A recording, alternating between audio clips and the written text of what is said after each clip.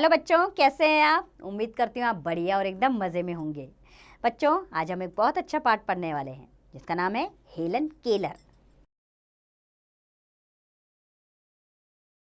बच्चों, प्रस्तुत पाठ में हेलन केलर के जीवन परिचय द्वारा यह समझाया गया है कि शारीरिक अपंगता उन्नति और विकास में बाधक नहीं है, बल्कि अकर्मण्यता और निराशा उन्नति के मार्ग में बाधक है।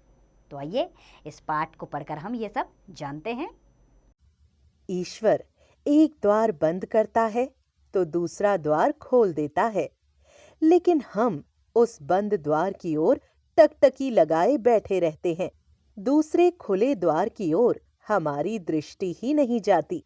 यह कथन विलक्षण प्रतिभा से संपन्न हेलन केलर का है, जिसने यह सिद्ध कर दिया कि शारीरिक अपंगता उन्नति और विकास में बाधक नहीं है, बल्कि अकर्मण्यता और निराशा उन्नति के मार्ग में बाधक हैं।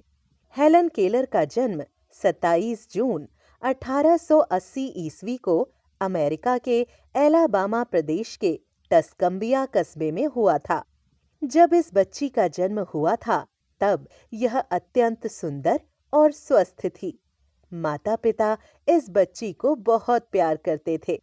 दुर्भाग्यवश जब यह बच्ची 19 माह की हुई, तो उसे तेज बुखार हो गया। बुखार तो 3-4 दिन में ठीक हो गया, लेकिन बच्ची की देखने, बोलने व सुनने की क्षमता चली गई। कैप्टन केलर और श्रीमती केलर को गहरा आघात लगा। उन्होंने उसे अनेक चिकित्सकों को दिखाया, लेकिन कोई फायदा न हुआ। धीरे धीरे हेलन बड़ी होने लगी।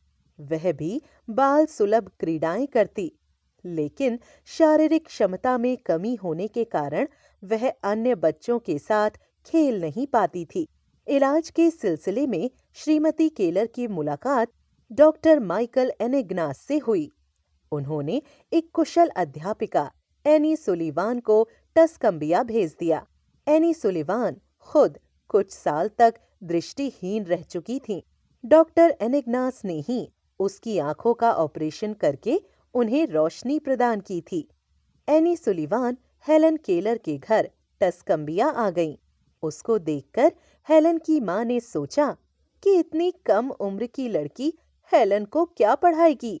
हेलन अपंग होने के साथ-साथ बहुत जिद्दी और क्रोधी भी थी, लेकिन एनी अपना सारा समय और कुशलता हेलन पर ही लगाने लगी। वह उसे बड़े प्यार से समझाती और रखती थी। एनी ने हेलन के माता-पिता को समझाया कि वे उसे लाचार और असहाय समझकर उस पर दया न दिखाया करें, बल्कि उसे अपना कार्य स्वयं करने के लिए प्रेरित करें। एनी ने हेलन की मां से कहा कि वह हेलन को उनसे दूर रखना चाहती हैं। हेलन की भलाई को सोचते हुए वे इस बात के लिए तैयार हो गईं। एनी हेलन को लेकर परिवार से दूर एक बगीचे में बने घर में रहने लगी। वह हेलन का बहुत ध्यान रखती थी, हमेशा उसका उत्साह वर्धन करती थी। वह हमेशा उसको यही समझाती कि मनुष्य जो प्राप्त करना चाहता है, उसके लिए आवश्यक है कि वह सही ढंग से परिश्रम करे। अध्यापिका हेलन से कहती, ज्ञान प्राप्ति का एक क्षण आता है जिसकी हमें प्रतीक्षा करनी चाहिए। थोड़े ही दिनों में हेलन के स्वभाव में परिवर्तन आने लगा। उसका हठ और क्रोध दूर होने लगा। अब वह नम्र व हंसमुख हो गई। उसके अंदर सीखने की और काम करने की लगन पैदा होती चली गई। एक दिन की बात है, वह बगीचे में घूम रही थी। तब उसने पानी को वाटर कहा। इसी क्षण उसका वर्षों का गूंगापन खत्म हो गया। यह एनी सुलिवान के अथक परिश्रम और हेलन की प्रबल चेष्टा का ही परिणाम था। 12 वर्ष की अवस्था तक उसे अच्छी तरह बोलना आ गया। हेलन ने अंग्रेजी, लैटिन, ग्रीक, फ्रेंच और जर्मन भाषाएं भी सीखीं।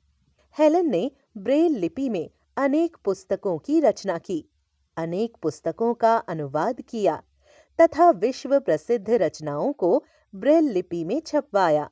मेरा धर्म और मेरी जीवन कहानी हेलन की विश्व प्रसिद्ध रचनाएं हैं। हेलन ने यह सिद्ध कर दिया कि यदि व्यक्ति में साहस और लगन हो तो असंभव कार्य को भी संभव बनाया जा सकता है।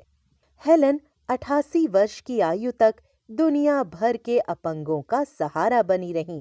1 जून सन 1968 ईस्वी को अमेरिका के ईस्टर्न कनेक्टिकट में उनका देहावसान हो गया।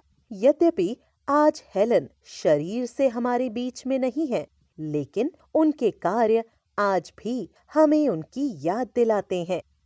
तो उम्मीद करती हूँ बच्चों आपको ये पाठ बहुत बहुत इंटरेस्टिंग लगा होगा। आपने जाना होगा कि हेलन केलर 88 वर्ष की आयु तक दुनिया भर के अपंगों का सहारा बनी रही। अपंग होने के बावजूद भी उन्होंने अपने साहस और लगन को कभी भी पीछे नहीं छोड़ा और असंभव कार्य को भी संभव करके दिखाया। अब इसका याद अभ्यास कार्य आप स्वयं कीजिए।